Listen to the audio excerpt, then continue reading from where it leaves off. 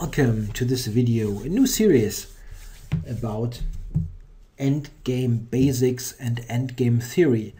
Yeah, what is the meaning? Endgame basics and theory. Yeah, and if we look at endgames, we can actually distinguish between two things.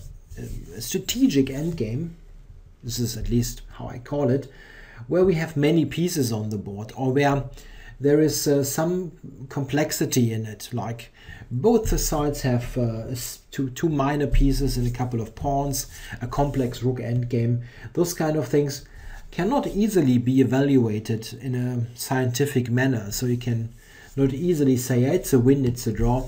And this is not the case for very simplified positions. Rook and pawn against rook, for example, king and pawn endgames, or sometimes rook endgames like 2 against 1 and so on. They can be not easily, but very often clearly be evaluated with the win, with the draw. And those basic endgame positions, however simple they may look, it's very useful and essential to know them, especially if you consider that nowadays the trend is clearly shifting towards quicker time controls, and there you very often will be faced with the task to convert a winning position with very little time. And it's very useful to know lots of theoretical positions so that you can simply reproduce what you know, and not you don't need to reinvent the wheel over the board, but you simply know what's going to happen. And I was arguing a bit with myself, how basic should I start? And at the end I decided to start super basic with the simple checkmates. It's for better players, you can simply fast forward and might think that 1 or 2 episodes here are not useful to you, but I guarantee you they will be useful later when we come to a little bit more complex king and pawn endgames or rook endgames. This video also contains mating with 2 bishops and mating with bishop and knight, so this is also maybe useful even for somewhat more advanced players. And yeah, I just want to have this in for the sake of completeness. If you feel bored, simply skip, fast forward, and I guarantee you there are people who actually benefit from this. Okay, we start with simply mating with the queen. And this is the most basic mate, of course. If you cannot do that, you have a hard time to ever win a chess game. The basic principle, of course, is that king and queen need to work together. The queen, of course, being the strongest piece, is able to set up a barrier for the black king. With this kind of squares controlled, the black king is severely limited, and what white must do is combine forces. There are many ways to mate here, but the easiest is to use both pieces. So king f4 is a good idea, activating the king. And black has very little moves. King probably should move to f6 or to f7, and then white is able to gain much more space.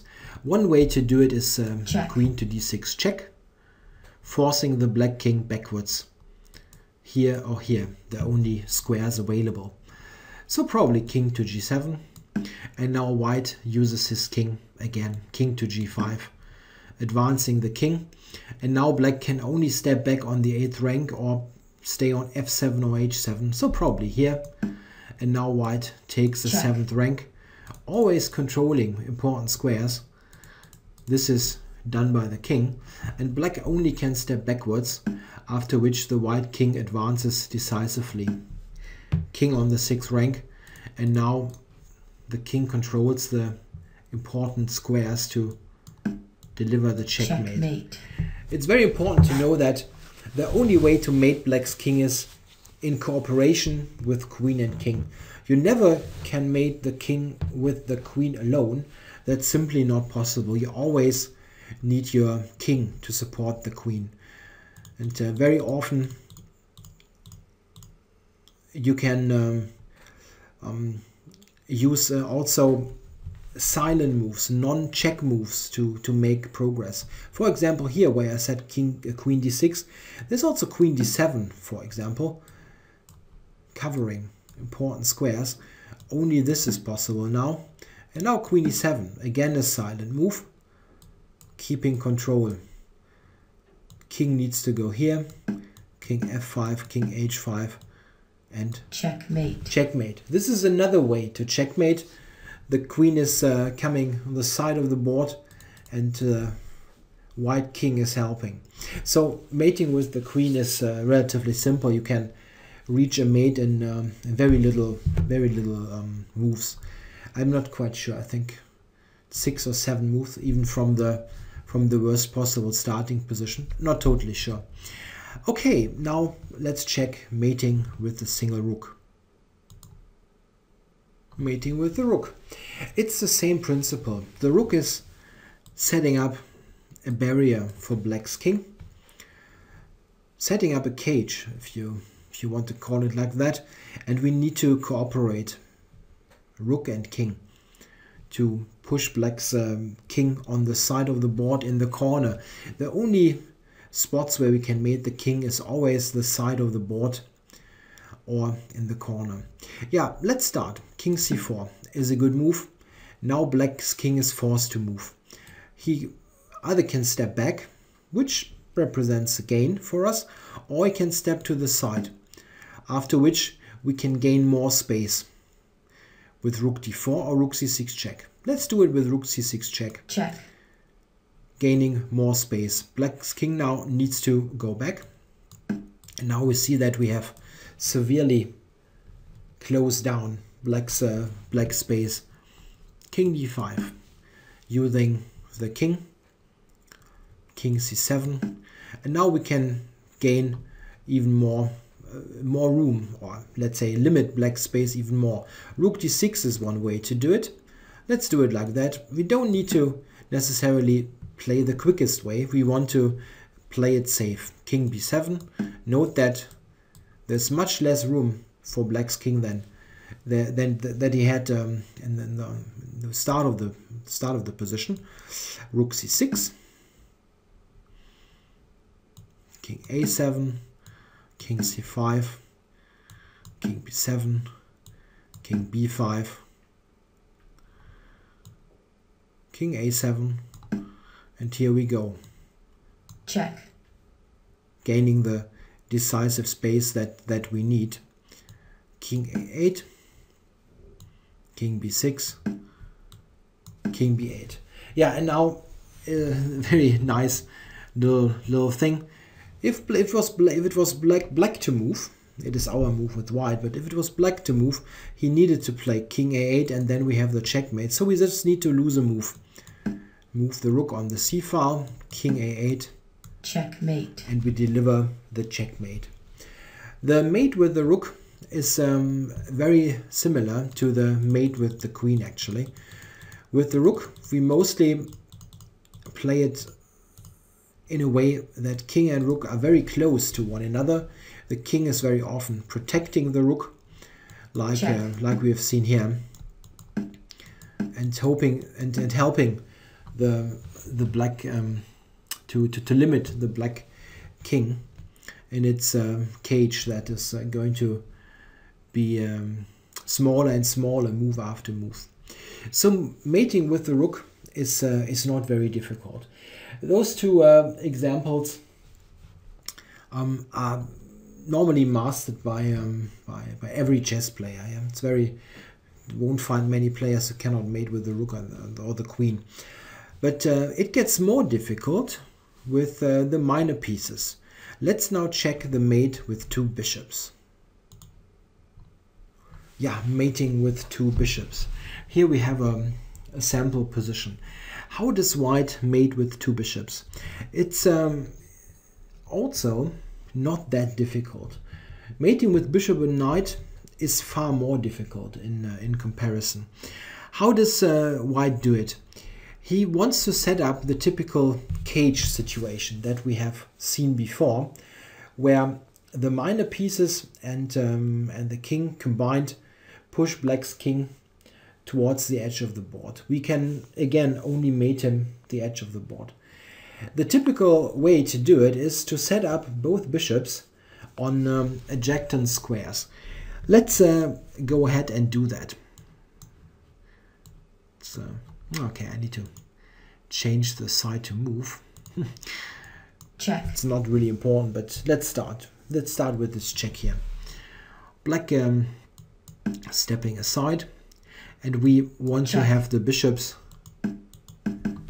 positioned like that. Yeah, on two adjacent squares. Here we see that the two bishops present a barrier for the king. Black absolutely cannot escape this, and what we need to do is to make this cage smaller and smaller together with the king. Yeah, okay. Black does not have much to do here. We'll shuffle here. And now we got a chance. We can now make this cage smaller. Bishop to e5. And yeah, again, we have gained something. Black needs to step back. And with bishop d5, we again set up this position with the two bishops near each other. King d7, king f5, king e7, and bishop e6. It's the same thing. Look at this. And the black king needs to step to the edge of the board, where we want him, where we will be mating him. Yeah, here we go to f6. He cannot escape on this side, so he needs to go to f8, king g6, king e8. And here we see that we are very close to getting the king. Unfortunately, it's our move, so we have no way to get him to the side quickly. If we give this check, he will escape. Giving a check generally is not a great idea here. We just want to make sure that this cage is getting smaller and smaller and the king is pushed towards the corner. We have a good tempo move. Here we just play the bishop on this diagonal. Bishop h3, g4 is the same thing. Now it is black's move. We have given him the right to move, and he must play king f8. Yeah, and now it's actually quite easy. Bishop d7, controlling this square. So he must go to g8.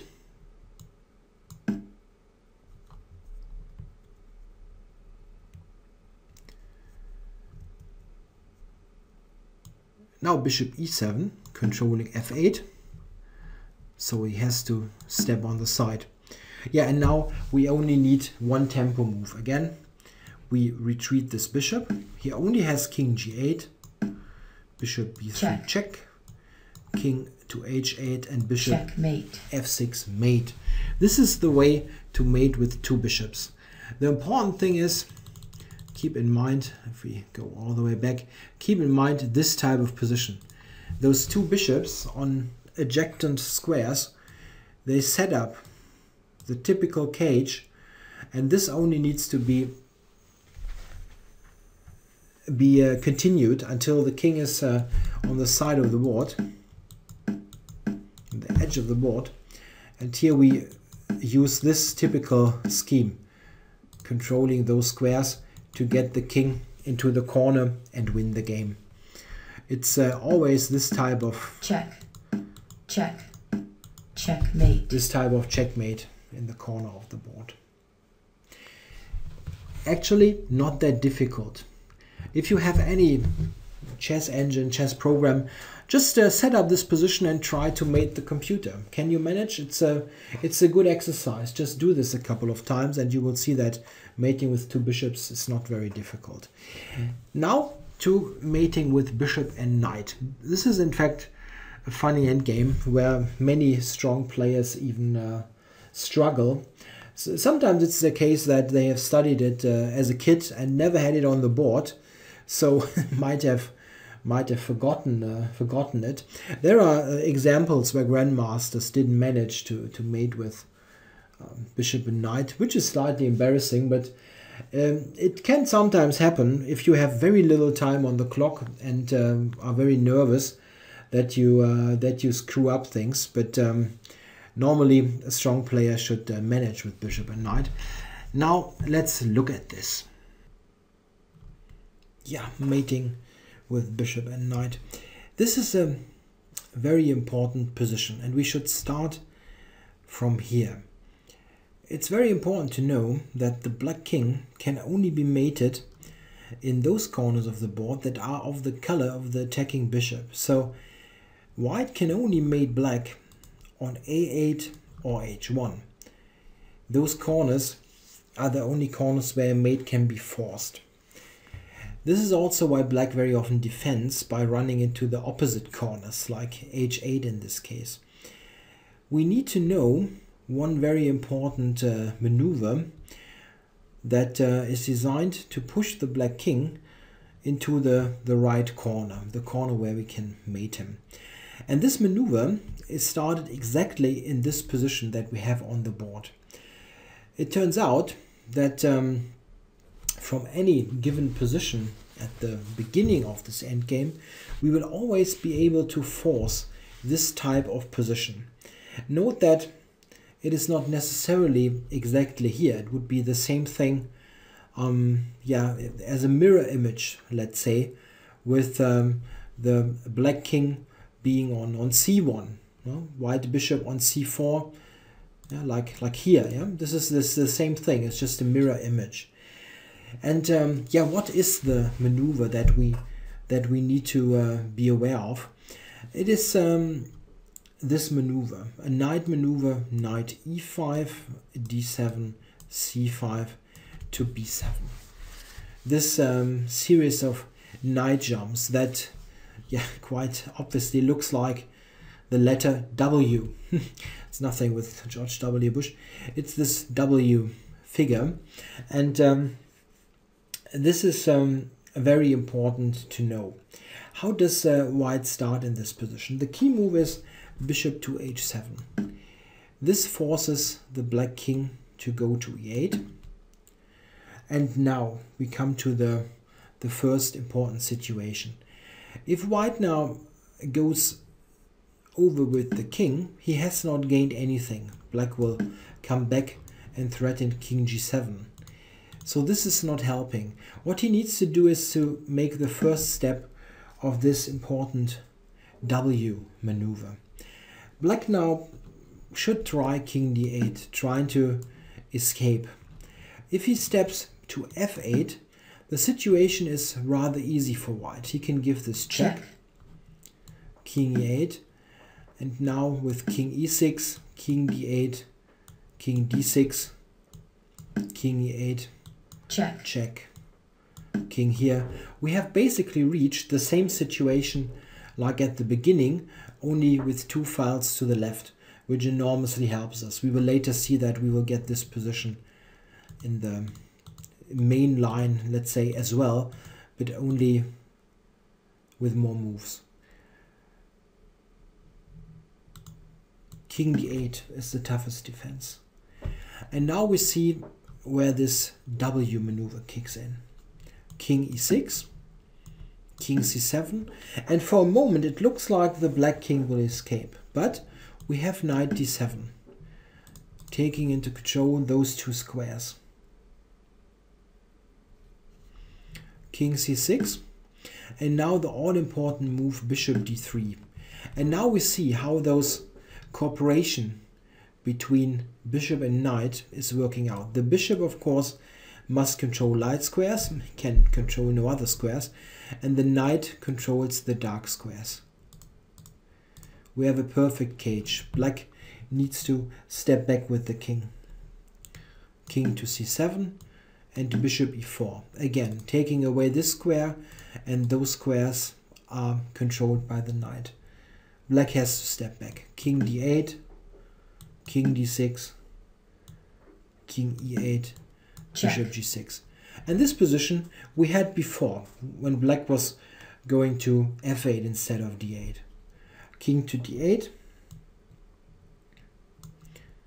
and bishop f7. The same situation as in the beginning, only 2 files to the left. King to c8, of course, the only move. Knight c5. Continuing this maneuver. Knight c5, king to d8. Check. The check. This square is controlled. King c8, king c6,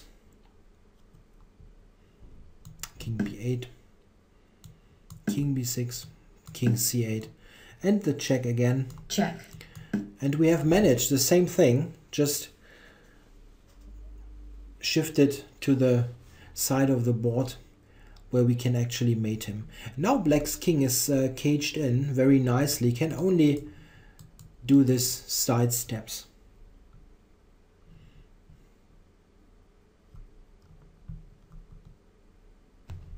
Now we just need to mate him. Knight c5, king a8, bishop d7, or any other square on the diagonal. There are some others. King here. Check. Knight check. King a8. Checkmate. And the checkmate. This is the typical checkmate with knight and bishop. The knight is on this square here, is a6, controlling b8. And on the long diagonal, of course, there is this deadly check. It is absolutely important to know the starting position, where bishop h7 is the key move, and then this W maneuver of the knight. If you know that, you have all the important tools to win this endgame. The second thing is, of course, you need to push the king in the corner first.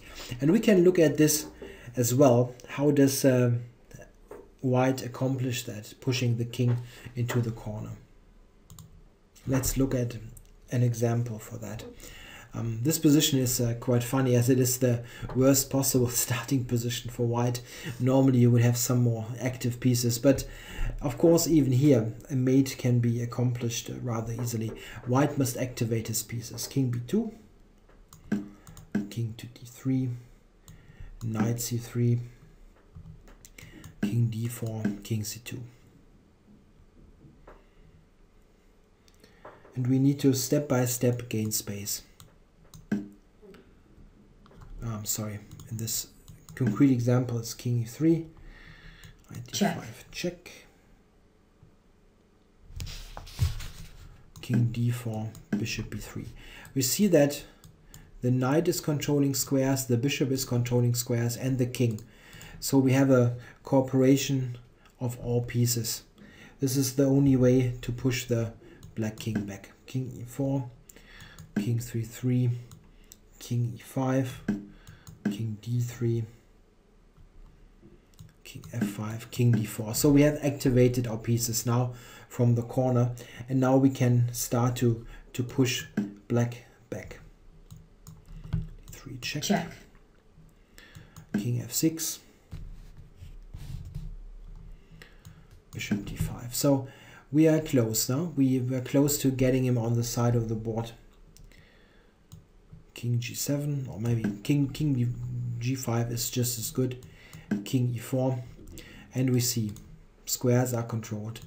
King f6, king f4, king g7. He wants to go in this corner, of course, because there he cannot be mated. Here, king h7, knight f5, king h8, and you see we are very, very close. Just not something like that. Stalemate. Yeah. Okay. So, king to f6, king h7, and what we really only need is the starting position. We don't need to reinvent the wheel here, find a mate or anything.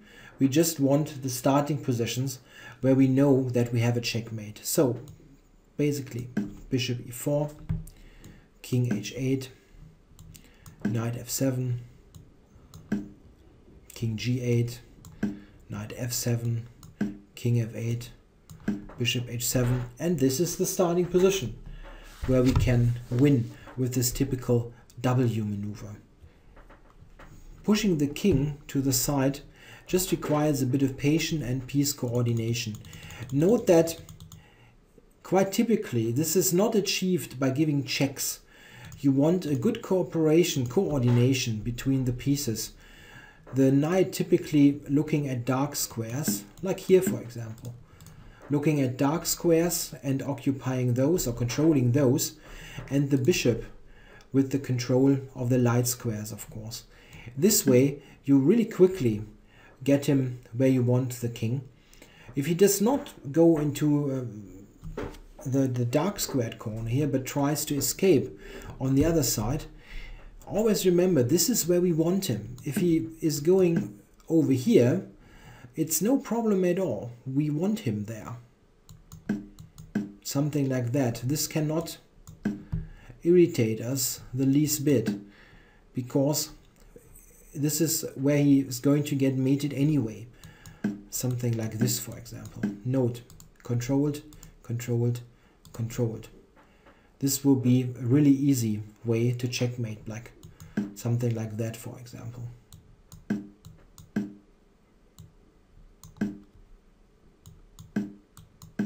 Yeah, and this is not going to end well.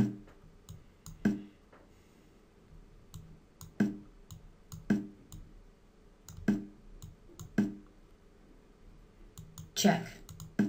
Check. Checkmate. And again a mate. In this corner it is not so difficult. The only way to really make sure you're not screwing up this endgame is to put it on the board and practice it against a friend or against an engine, yeah, against a computer. This is really a very reliable way to make sure you actually can do it over the board. I have practiced this when I was a kid, really a lot against the computer, until the point where I really managed to do it quite reliably. And it does happen on the board. It absolutely does. I had it only once as a defender, where my opponent managed to mate me, but he didn't really know what he was doing. It was very lucky. He made it on move 48 of the 50 moves that he has available to do it.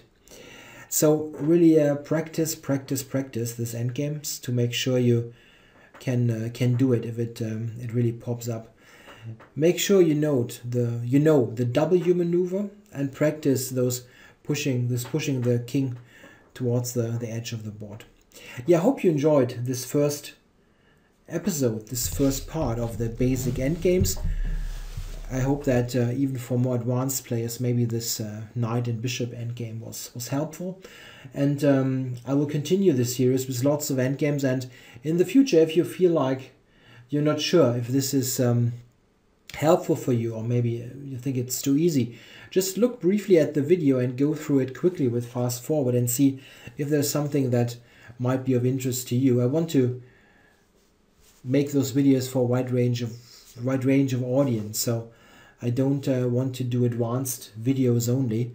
So yeah, check if it's for you. If not, other players will definitely like it. Okay, thanks for watching.